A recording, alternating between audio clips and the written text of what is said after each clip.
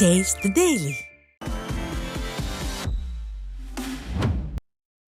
சேலம் மாவட்டம் ஏற்காட்டில் பனி மூட்டத்துடன் கடுங்குளிர்ச்சியான சூழல் நிலவியதால் மக்களின் இயல்பு வாழ்க்கை பாதிக்கப்பட்டுள்ளது. நேற்று இரவு முதலே சாரல் மழை பெய்து வந்த நிலையில் காலை 9 மணியை கடந்தும் எதிரே வரும் வாகனங்கள் தெரியாத அளவுக்கு சாலைகளில் பனிமூட்டம் நிலவியதால் வேலைக்கு செல்பவர்கள் மற்றும் பள்ளி கல்லூரிக்கு செல்லக்கூடிய மாணவ மாணவிகள் கடும் அவதிக்கு உள்ளாகினர். கடலூர் மாவட்டம் பண்ருட்டி அருகே உள்ள கண்டரக்கோட்டை தென்பெண்ணை ஆற்றில் புதையுண்டு இருந்த சுடுமண் உரைக்கிணறு கண்டறியப்பட்டுள்ளது. பழங்கால மக்கள் குடிநீர் தேவைக்காக பயன்படுத்திய சுடுமண் உரைக்கிணறு தென்பெண்ணை ஆற்றில் புதையுண்டு இருந்ததை அந்த பகுதி மக்கள் கண்டறிந்தனர். தென்பெண்ணை ஆற்றில் இதுவரை 120க்கும் மேற்பட்ட உரைக்கிணறுகள் கண்டறியப்பட்டுள்ளதாகவும் கூறப்படுகிறது.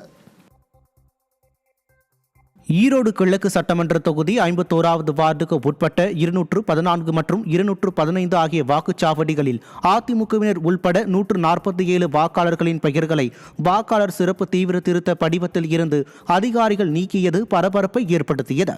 இதுகுறித்து அங்கு வந்த அதிமுக வாக்குச்சாவடி நிலைய முகவர்கள் கேள்வி எழுப்பிய போது அதிகாரிகள் மழுப்பலாக பதில் அளித்தனர். இதைத் தொடர்ந்து ஆத்திரமடைந்த பொதுமக்கள் இங்கிருப்போரை கேட்காமல் எப்படி எங்களை எஸ்ஐஆர் படிவத்தில் இருந்து நீக்க முடியும் என கேள்வி எழுப்பி விடியா ஸ்டாலின் அரசுக்கு ஆதரவாக செயல்பட்ட அதிகாரிகளுக்கு கொடுத்த சேர் டேபிள்களை எடுத்துச் சென்றது பரபரப்பை ஏற்படுத்தியது. இப்போ மொத்தம் 143 ஓட்டு பார்த்தீங்கன்னா 215 இருக்க ஓட்டு எல்லாமே எடுத்துட்டாங்க. அது கேட்டால் எங்கேயுமே கிடைக்கல, அது எங்கே இருக்காங்கன்னு தெரியலைங்கிறாங்க. எங்கள் பாட்டி தான் எங்கள் அம்மாவது இதை கையிலே வச்சுட்டு இருக்கிறேன். இதான் எங்கள் பாட்டி இங்கே இருக்கிறாங்க, எங்கள் அம்மா வீட்டில் இருக்கிறாங்க. வேணா அவங்களே வர சொல்கிறேன்.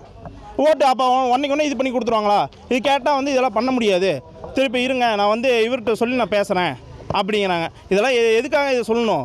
இங்கே இருக்கவங்கள போய் வீடியோடாக போய் கண்டுபிடிச்சா பரவாயில்ல, இவங்க எங்கெங்கேயோ ஒரு இடத்துல நின்றுட்டு பேசிட்டு போயிடுறாங்க. இதுக்கு நான் என்ன பண்ணுறது? கிருஷ்ணகிரியில் இருந்து போச்சம்பள்ளிக்கு இயக்கப்படும் விடியா அரசின் விளம்பர பேருந்து சேதமடைந்து அவல நிலையில் உள்ளதாக பொதுமக்கள் குற்றம் சாட்டியுள்ளனர். பெண்களுக்கு இலவச பேருந்து சேவை என கூவிக்கொண்டுள்ள விடியா அரசு பேருந்துகளை கடமைக்கு மட்டுமே இயக்குவது வீடியோ மூலம் அம்பலமாகியுள்ளது. பேருந்து இருக்கைகளின் கம்பிகள் துருப்பிடித்தும் சேதமடைந்தும் காணப்படுவதோடு இருக்கை கவர்கள் கிழிந்து அவல நிலையில் அரசு பேருந்து காணப்படுவது விடியா அரசின் தோல்வியை எடுத்துரைத்துள்ளதாக பொதுமக்கள் விமர்சித்துள்ளனர். காஞ்சிபுரம் மாவட்டம் ஸ்ரீபெரும்புத்தூர் வட்டார வளர்ச்சி அலுவலகத்தில் நடைபெற்ற கவுன்சிலர் கூட்டத்தில் திமுக ஒன்றிய குழு தலைவர் பத்திரிகையாளர்களை வலுக்கட்டாயமாக வெளியே தள்ளியது பரபரப்பை ஏற்படுத்தியது. கூட்டத்தில் 2வது வார்டு கவுன்சிலர் பல குற்றச்சாட்டுகளை கூறி கேள்வி எழுப்பிய நிலையில் பத்திரிகையாளர்களை உடனே வெளியே செல்லுங்கள் என வலுக்கட்டாயமாக வெளியே தள்ளி திமுக ஒன்றிய குழு தலைவர் கதவை தாழிட்டார். மேலும் மக்கள் பிரதிநிதி அல்லாத திமுகவை சேர்ந்த ஒன்றிய செயலாளர் இந்த கூட்டத்தில் அமர்ந்திருந்தும் அதிர்ச்சியை ஏற்படுத்தியது.